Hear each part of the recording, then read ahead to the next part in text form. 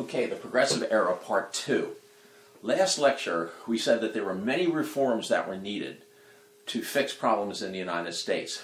What was needed was not just laws and not just regulations to reform things. What they needed was a reformer. Someone who had the political power and the ability to be unafraid to make change happen. The guy they were waiting for was Theodore Roosevelt, also called Teddy Roosevelt, sometimes simply called TR for short. Now, historically, teddy bears were named after Roosevelt. Now, Teddy Roosevelt is a fascinating kind of guy. He was actually born to a very rich family in New York, but he was a very sickly child. He suffered from asthma, which back then, before they had a lot of drugs, asthma was a very debilitating disease. He decided to try and solve that through sheer force of willpower, and he moved to Montana. And he lived what he called the rugged life. He lived as a cowboy, as an explorer, because he was not going to let asthma keep him down. So once he spent up to his late 20s living as a cowboy in Montana, he moves back to the New York area, and he becomes involved with New York politics. So he became a New York politician. He started off as a state senator in the New York State House. He was then made commissioner of New York City Police as a reformer, and boy did he have to fix a lot of corruption and a lot of problems with that police department, and he cleaned it up using the Pendleton Act. You remember we talked about that, where people who would get their political jobs not based on who they knew, but what they knew. And he brought a lot of those reforms to the New York City Police Department. He became governor of the state, and then he was asked by McKinley to be the Assistant Secretary of the Navy. So he went from the governor of the state to the federal government, working as the number 2 guy in the U.S. Navy Department. He resigned that commission in order to go and fight in Cuba in what was called the Spanish-American War, which was 1899. And during the Spanish-American War, he formed a cavalry unit that they called themselves the Rough Riders. Very famous stories about him leading a charge up against Spanish forces at the Battle of San Juan Hill. Cuba was a colony of Spain. The people of Cuba wanted their freedom. The United States gets involved with it on the side of the Cubans, kicking the Spanish out. That's why it was called the Spanish-American War. We fought them in Cuba. Our Navy kicked their butts in the Philippines. And so we kind of picked up some of the stuff that used to be Spanish. Puerto Rico, for example.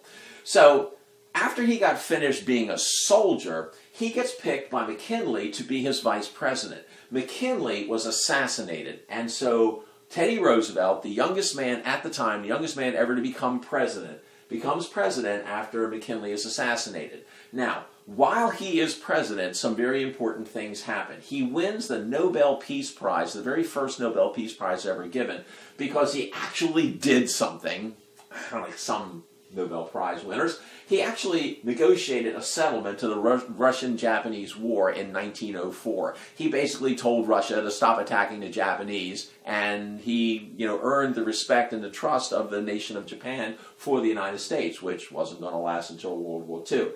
He became president because McKinley was assassinated. He ran for election on his own and was elected president, and then he quit.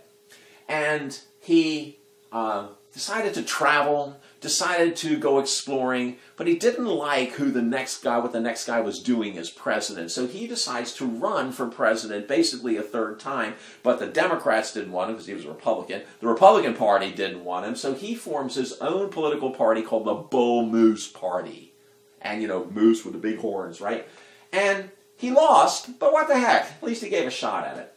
When he finally retired from politics, he travels to Africa and all throughout South America as a big game hunter and an explorer. He shoots a lot of trophy animals, sends them back to the Smithsonian Institute for display and things like that. He explored all up and down the Amazon River Basin in South America, nearly dies of disease several times, but he lived a very full and wonderful life. So that's kind of who he was as a man. What did he do as president? Well, as a progressive president, he tried to fix a lot of these problems. His motto was this: walk softly, but carry a big stick. Because he wasn't afraid of nothing. He busted the trusts and the monopolies. He used something called the Sherman Antitrust Act, which was passed through Congress, which gave Congress and the President the ability to regulate business kind of more so than the Interstate Commerce Commission. He took on Rockefeller and Standard Oil and busted them up. He took on Carnegie and Morgan, who teamed up to buy U.S. Steel. He busted up the United Fruit Company. Fruit Company, yeah, there was one company that grew all the bananas and all the oranges and all the fruit that you love to eat. It was run by one company. He took on Vanderbilt and the railroads and a whole bunch of those rich railroad barons, and he broke up a lot of those large companies and made them get smaller so there could be more competition, so there could be better treatment for their workers, so there could be lower prices for people to pay. He busted the trusts. He wasn't afraid of business. Another thing he did, he supported unions, especially for coal miners who had a very, very tough and very dangerous job, and for railroad workers. See, the last couple of guys as president, they sided with business against the unions. Roosevelt flipped that. He wanted to support the unions for the working man and not for all the rich people all the time. To handle the problem of diseased food from the packing houses, he passed the Pure Food and Drug Act, which gives government oversight to make sure the food we eat and the water we drink and the drugs that we take, like aspirin and Tylenol and stuff like that, are pure and won't kill you. And he also passed specifically called the Meat Inspection Act, which pays for meat inspectors to go into these packing houses and inspect the animals before they're cut up and put in little plastic so you can buy them in the Harris Teeter store, okay? He also created the national park system because of his years as a youth spent roaming the wilds of Montana. He created Yosemite National Park, Yellowstone National Park, Glacier National Park, and that kind of started all these national parks and forests in the United States. He wanted to preserve the beauty of the United States for the next generation. Us. You. Another thing he did, because he wasn't afraid of nothing, he enforced the Monroe Doctrine. That was James Monroe, who back in the 18-teens told the Europeans to keep the heck away from America. Well, he put teeth to it.